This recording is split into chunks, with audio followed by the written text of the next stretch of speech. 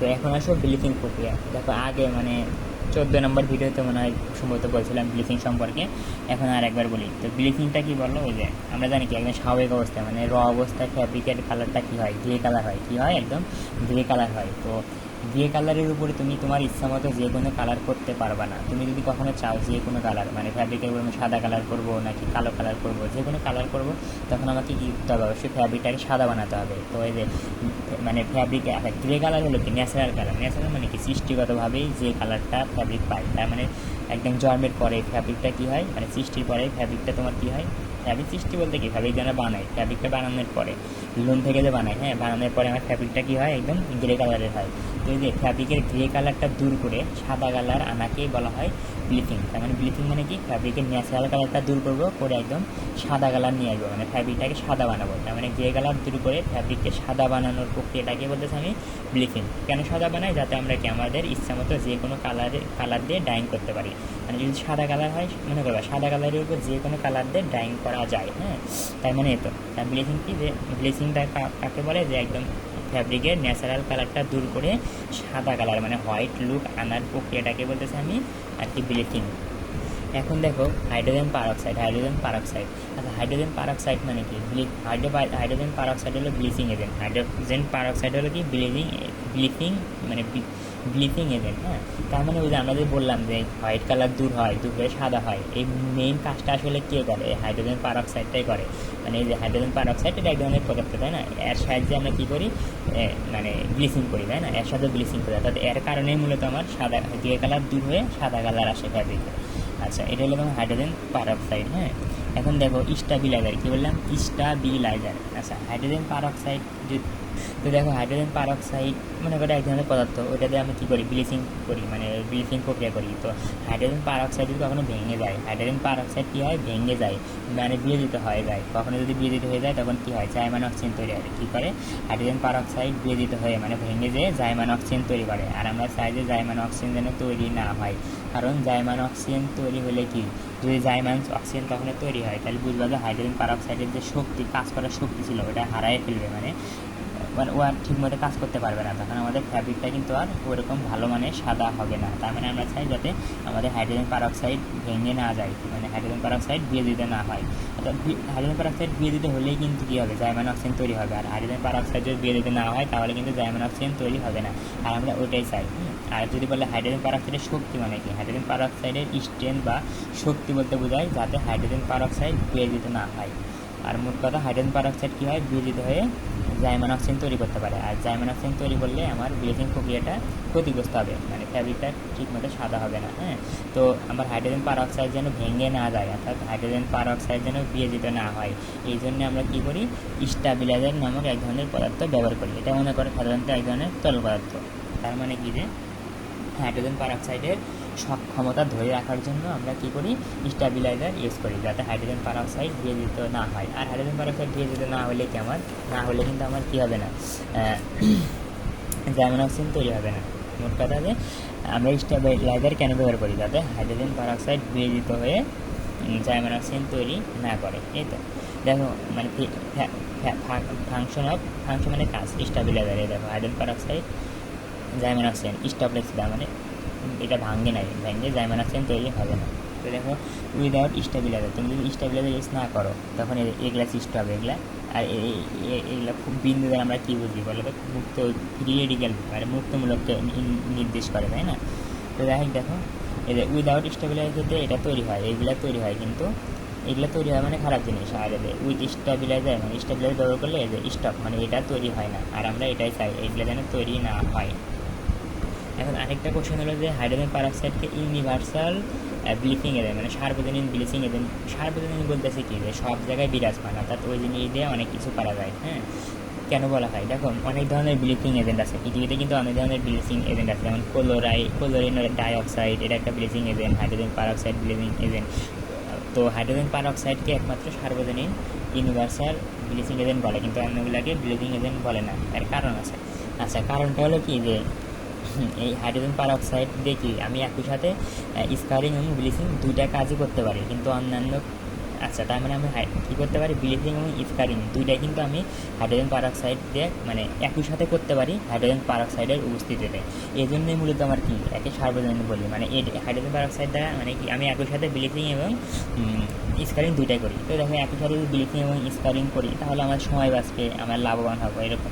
আমরা জানি কি ব্লিচিং 100 ডিগ্রিতে করা হয়, আর কি স্কারিং ওইটাও কিন্তু 100 ডিগ্রিতে করা হয়, আর এ কিন্তু কি 100 ডিগ্রিতে কাজ করতে পারে। হ্যাঁ, এই জন্যে কি আমি এটা হাইড্রোজেন পারঅক্সাইড ব্যবহার করে একই সাথে ব্লিচিংও করতে পারি এবং মানে স্কারিং করতে পারি। এখন অন্যান্য ব্লিচিং এজেন্ট দ্বারা যদি আমি কি একই সাথে ব্লিচিং এবং স্কারিং করতে চাই, সেক্ষেত্রে কিন্তু আলাদা হবে, মানে সেই ক্ষেত্রে কিন্তু তোমার কি আলাদা হবে স্কারিংয়ের জন্য উপযুক্ত পরিবেশ সৃষ্টি করতে হবে, অর্থাৎ ওই ক্ষেত্রে অনেক ঝামেলা আছে। মানে দেখো ব্লিচিং এজেন্ট দ্বারা তো ব্লিচিং করি, কিন্তু আমি চাচ্ছি একই সাথে ব্লিচিং এবং স্কারিং দুইটাই করবো। এটাকে হাইড্রোজেন পারঅক্সাইড দ্বারা খুব সহজে করতে পারি, কিন্তু অন্যান্য ব্লিচিং এজেন্ট দ্বারা যদি করতে চাই তাহলে কী করতে হয়, স্কারিংয়ের জন্য আলাদাভাবে পরিবেশ সৃষ্টি করতে হয়। পরিবেশ বলতে কি তোমার মানে অন্যান্য কেমিক্যাল মিশাইতে হয়, কিন্তু এই যে আমার হাইড্রোজেন পারঅক্সাইডের ক্ষেত্রে স্কারিংয়ের জন্য আলাদাভাবে কোনো পরিবেশ সৃষ্টি করতে হয় না। আচ্ছা, এই জন্য মূলত একে ইউনিভার্সাল ব্লিচিং এজেন্ট বলে। আরেকটা কথা দেখো, হাইড্রোজেন পারঅক্সাইড দিয়ে আমি কি সেলুলোজিক ফাইবার দ্বারা গঠিত ফ্যাব্রিককে আমি স্কারিং মানে ব্লিচিং করতে পারি, আবার কি প্রোটিন ফাইবার দ্বারা তৈরি ফ্যাব্রিককেও আমি ব্লিচিং করতে পারি। আচ্ছা, এখন দেখো রিফ্লেক্টেন্স। আচ্ছা, রিফ্লেক্ট মানে কি প্রতিফলিত করা, তাই না? আচ্ছা, আমরা দেখো একটা বস্তু মানে মানে রিফ্লেক্টেন্স দ্বারা আমরা বুঝি কি যে একটা বস্তু কত উজ্জ্বল অথবা অনুজ্জ্বল। মানে একটা যদি রিফ্লেক্টেন্স বেশি হয় তাহলে বস্তুটা কি বেশি উজ্জ্বল হয়, আর রিফ্লেক্টেন্স যদি কম হয় তাহলে বস্তুটা মানে রিফ্লেক্টেন্স কার, ওই বস্তুর। মনে করো আমার একটা ফাইবার, হ্যাঁ, ফাইবারের কি রিফ্লেক্টেন্স আছে, যদি ফাইবারের রিফ্লেক্টেন্স বেশি হয় আর তাহলে কি ওই ফাইবার দ্বারা আমি যে ফ্যাব্রিক তৈরি করবো ওই ফ্যাব্রিকটার কী হবে বলো তো, ওই ফ্যাব্রিকটার উজ্জ্বলতা বেশি হবে। রিফ্লেক্টেন্স মানে কি যে একটা বস্তু কী পরিমাণ আলো রিফ্লেক্ট মানে প্রতিফলিত করতে পারে। প্রতিফলন মানে কি যে আলো যে অ্যাঙ্গেলে পড়বে একটা বস্তুর উপর পড়বে ঠিক ওই অ্যাঙ্গেলেই প্রতিফলিত হবে, তাই না? মানে বের হয়ে যাবে আর কি। এটা মনে করি একটা সারফেস, মনে করি আমার ফাইবারের সারফেস, এই সারফেসের আলো পড়লো আবার প্রতিফলিত হয়ে গেল, তাই না? তো রিফ্লেক্টেন্স বোঝায় যে একটা বস্তু তোমার কী পরিমাণ আলো প্রতিফলিত করতে পারে।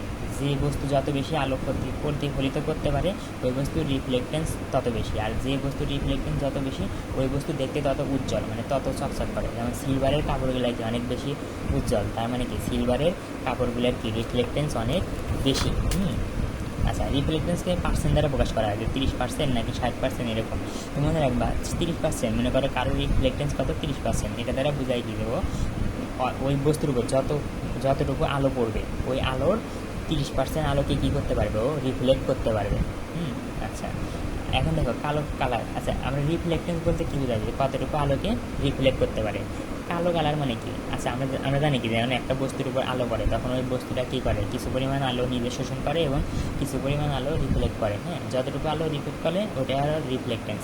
কালো কালার কখন বলবো, যখন মনে করে কালো কালার কখন বলি, হ্যাঁ, যখন একটা বস্তুর উপর যতটুকু আলো পড়লো ঠিক ততটুকু আলোই শোষণ করে নিল, মানে কোনো প্রকার আলো রিফ্লেক্ট করলো না। হ্যাঁ, তখন তাকে বলি কালো কালার। হ্যাঁ, যদিও কালো কোনো কালার না, আমরা বোঝার সুবিধাতে বলি। তার মানে কালো কালার কখন বলবো, যার রিফ্লেক্টেন্সের মান 0, অর্থাৎ কোনো প্রকার ওই বস্তুটা কোনো প্রকার আলো রিফ্লেক্ট করবে না। এটা হলো কালো বস্তু। আচ্ছা, কালোর বিপরীত হলো সাদা। হ্যাঁ, সাদা মানে কি, ওর উপর যতটুকু আলো পড়বে ঠিক ততটুকু আলোকেই ও কী করবে, রিফ্লেক্ট করবে, মানে ওর রিফ্লেক্টেন্স কত একদম 100%, মানে যতটুকু আলো ওর উপর পড়বে ঠিক ততটুকু আলোকেই ও কী করবে, একদম রিফ্লেক্ট করে দিবে। এই তো তার মানে সাদা বস্তুর রিফ্লেক্টেন্স 100%। এখন দেখো ব্লিচিংয়ের প্রভাব রিফ্লেক্টেন্সের উপর। মনে করবো যে ব্লিচিং করার ফলে কী হয়, রিফ্লেক্টেন্স মানে পদার্থের রিফ্লেক্টেন্স বৃদ্ধি পায়। আচ্ছা দেখো মনে রাখবা রিফ্লেক্টেন্স যত বেশি হয় ওই পদার্থ তত সাদা হয়, তত বেশি সাদা হয়। তার মানে যে বস্তু যত বেশি সাদা তার রিফ্লেক্টেন্স তত বেশি। আচ্ছা, প্রথমে মনে কর ফ্যাব্রিকটা গ্রে কালার থাকে, কিন্তু কিছুক্ষণ পর কী হয়ে যায়, সাদা কালার হয়ে যায়। তার মানে কি, আর রিফ্লেক্টেন্স বৃদ্ধি পেয়েছে। তার মানে আমরা ব্লিচিং প্রক্রিয়ার মাধ্যমে কী করি, আসলে পদার্থের রিফ্লেক্টেন্সটা বাড়াই। তো দেখবো র অবস্থায় মনে করো মানে র অবস্থায় কি ফ্যাব্রিক বলা যে কথা, ফাইবার বলা একই কথা। র অবস্থায় কি ফ্যাব্রিকের রিফ্লেক্টেন্স 65%-এর কম থাকে, কিন্তু তুমি যদি ব্লিচিং করো আর রিফ্লেক্টেন্স কি একদম 85%-এর মতো হয়। 85% কিন্তু ফিক্স না, কম বেশি হতে পারে, 84, 86 যাই হোক। তার মানে ব্লিচিং করার ফলে কী হয়, রিফ্লেক্টেন্সটা বাড়ে আর কি। এখন দেখো রিফ্লেকটেন্সটা কেন সঠিক মানে ডাইংয়ের জন্য ইম্পর্টেন্ট। হ্যাঁ, এখন দেখো ডাইং প্যারামিটার বলতে কী বোঝায়? ডাই কনসেন্ট্রেশন, মানে ডাইটা কত ঘন, তারপর ডাইং করতে কত সময় লাগবে, ডাইং করতে কতটা টেম্পারেচার লাগবে, এগুলাকে আমি বলি ডাইং প্যারামিটার। হ্যাঁ, ডাইং প্যারামিটারগুলো কি? রিফ্লেক্টেন্স মানে ফ্যাব্রিকের রিফ্লেক্টেন্সের উপর নির্ভর করে। দেখো ফ্যাব্রিকের রিফ্লেক্টেন্স যদি কী হয়, বেশি হয়, তাহলে কি ওই ফ্যাব্রিকটা তোমার খুব সহজে ডাই মলিকুলগুলো অ্যাবজর্ব করে নিতে পারে। মানে ওই মানে কোনো ফ্যাব্রিকের যদি কী হয়, ফ্যাব্রিকের রিফ্লেক্টেন্স যদি বেশি হয়, তাহলে ওই ফ্যাব্রিকের ভিতরে ডাই মলিকুলগুলো একদম সহজে প্রবেশ করতে পারে।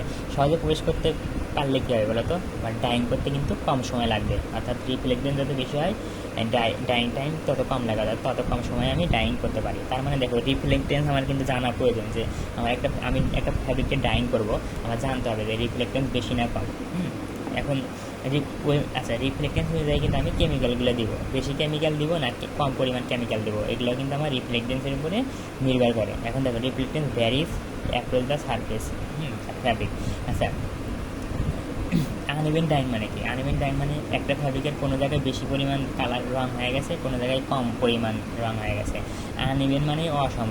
আনইভেন মানে অর্থাৎ ফ্যাব্রিকের কোনো জায়গায় বেশি পরিমাণ ডাইং হচ্ছে, মানে রং হচ্ছে, কোনো জায়গায় কম পরিমাণ। তো যে একটা ফ্যাব্রিকের অ্যাক্রস বলতে বরাবর, মানে ফ্যাব্রিকের কিছু জায়গায় রিফ্লেক্টেন্স বেশি আর বেশি জায়গায় কোনো জায়গায় রিফ্লেক্টেন্স কম, তাহলে কি ওখানে কিন্তু আমার আনইভেন ডাইং তৈরি হবো। আচ্ছা, আমার যদি রিফ্লেক্টেন্স সম্পর্কে ভালো আইডিয়া থাকে, তাহলে কি আমি সঠিকভাবে ডাইং করতে পারবো। আমার ফ্যাব্রিকের ডাইং যদি ভালো হয়, তাহলে কাস্টমার তো খুশি হবেই, মানে আমার থেকে বেশি জিনিস কিনবো, মানে ভালো জিনিস তো সবাই কিনতে চাই।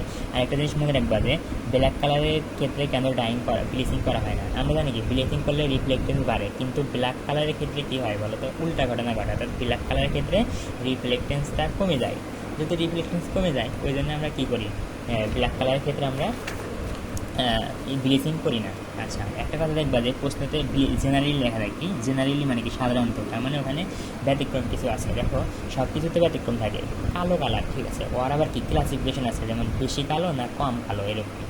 তো কালো যদি খুব বেশি পরিমাণে হয়, মানে এত ব্রাইট ব্ল্যাক কালার হয়, তাহলে সেই ক্ষেত্রে আমরা ব্লিচিং করি, মানে ইজ ডান, মানে ব্লিচিং করা হয়। কিন্তু সেই পরিমাণে কি আমার কেমিক্যাল, আমি ডাইং করার জন্য ব্লিচিং করার জন্য কেমিক্যালগুলো অল্প লাগে, মানে কম পরিমাণ লাগে। আর এই কন্ট্রোলিং প্যারামিটার অফ ব্লিচিং, তো তাপমাত্রা সাধারণত 100 ডিগ্রিতে করা হয়। আর মনে রাখবা যে তাপমাত্রা এবং টাইমের কি আছে, একটা আন্তঃসম্পর্ক আছে। সাধারণত 1 থেকে 2 ঘন্টা লাগে। আর পিএইচ, পারঅক্সাইড ব্লিচিংয়ের ক্ষেত্রে তোমার 9 থেকে 10 হলেই হয়। আর ওয়াটার কোয়ালিটি আমরা চাই যে সফট ওয়াটার ব্যবহার করবো। হ্যাঁ, আর সফট ওয়াটার মানে কি? যে ওয়াটারে তোমার কী থাকে না বলো, কোনো প্রকার মানে খরতা থাকে না।